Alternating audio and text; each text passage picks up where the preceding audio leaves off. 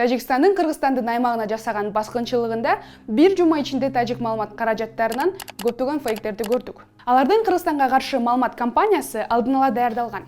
Муну Тажикстандын бардык каналындардагы окшош билдирүүлөр далилдеп турат.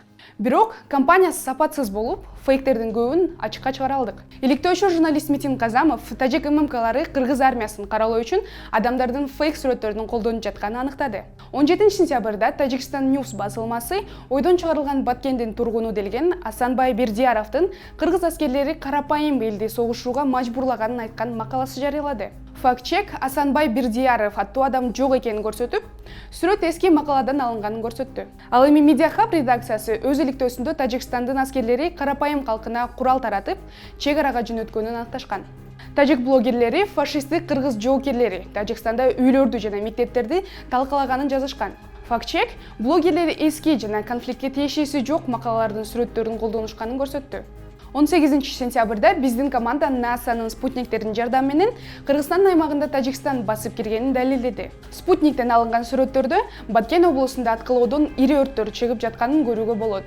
Кыргызстандын турак жайлары жана инфраструктурасы күйүп жатат. 16 сентябрда Тажикстандын Avesta.tj басылмасы Кыргызстан Садыр Жапаров менен Камчыбек Ташиевдин тирешесинен кыргыздарды алак сүтүү үчүн Тажикстан менен чек арада чыгымчыл аракеттерди жасаганын жазып чыккан. Алар кайсы бир тажик эксперти Максут Валиевдин сөзүнө шилтеме жасап, ал кайсы тармакта эксперт экенин такташкан эмес. Ошондой эле алар анын сүрөтүн да тиркешкен эмес. Факт-чек KG редакциясы интернетте Максут Валиев тууралуу Avesta.tj макаласынан башка бир дагы сөз жок экенин аныкташкан. Фейсбукта Саатбек Кембердиев менен Тынчтыкбек Намазбековдун Кыргызстан аскердик агрессияны биринчилерден болуп баштаган деген билдирүүлөрү интернетке тарады. Саатбек менен Тынчтыкбек өздөрүн Баткендин тургундары катары көрсөтүшкөн.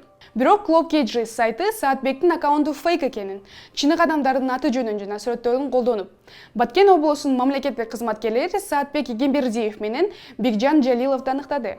Клубтун журналисттери социалдык тармактарда алардын ысымдарын караланып жатканын тастыктаган чынык адамдар менен байланышты. Тажик журналисттери социалдык түйүндөрдө өрттөлгөн мечеттин сүрөтүн пайдаланып, аны Кыргызстандын аскерлери талкалап салганын жазышты. Эртеси Марал FM радиосунун редакциясы бул маалыматты текшерип чыкты. Алар интернеттеги ачык булактарды карап, ал сүрөт 2013-жылы талкаланган Сириянын Алеппо шаарындагы Омеят мечети экенин аныкташкан. Азия Плюс басылмасы Кыргызстандын аскер кызматкерлери Исфарада калктуу конуштарга кол салып, турак жайлары өрттөгөнү тууралуу жазган. Иллюстрация катары алар 2021-жылы Исфарада өрттөнүп кеткен үйдүн сүрөттөрүн колдонушкан. Архивдик сүрөттөрдү колдонуу бул окурманда агрессияны пайда кылган манипуляция. Тажикстандын чек ара кызматынын басма сөз борбору Кыргызстандын куралдуу күчтөрү Тажикстандын чек арага жакын айылдарын талкалап жатканын билдирген. Алар Тажикстандын айылдары аткылоого кабылганын айтып, Азия Плюс мындай калп манипуляция ыкмасын колдонот. Өз айылдарын аткылоого кабылганын айтышат.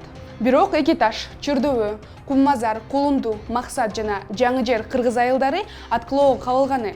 Аксай айылындагы мектепти басып алуу боюнча бир сөз айтышпайт. Политклиника басылмасынын журналисттери Кыргызстанга басып кирүүнү тажик генералы Шок Искандаров жетектегенин далилдей алышты.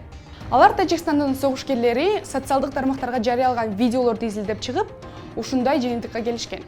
Баткен облусундагы Достук постунун жанында тартылган видеонун биринде 20дай куралчан жоокер посту көздөй басып, тажик тилинде сүйлөшөт. Алардын арасында Шок Искандаров да бар экени алардын баарлашуусунан көрүнүп турат. Белгиленгендей, бул тажик аскерлерин жана генералдын өзүн башка видеолордон дагы көрүүгө болот. Кыргызстандык журналисттер Тажикстандагы көптөгөн фейктердин бетин ачууга жетишти. Бирок маалымат согушу дагы эле уланууда. Такталбал маалыматка ишенбөөнү жана ишенимдүү маалымат менен бөлүшүүңүздөрдү суранабыз.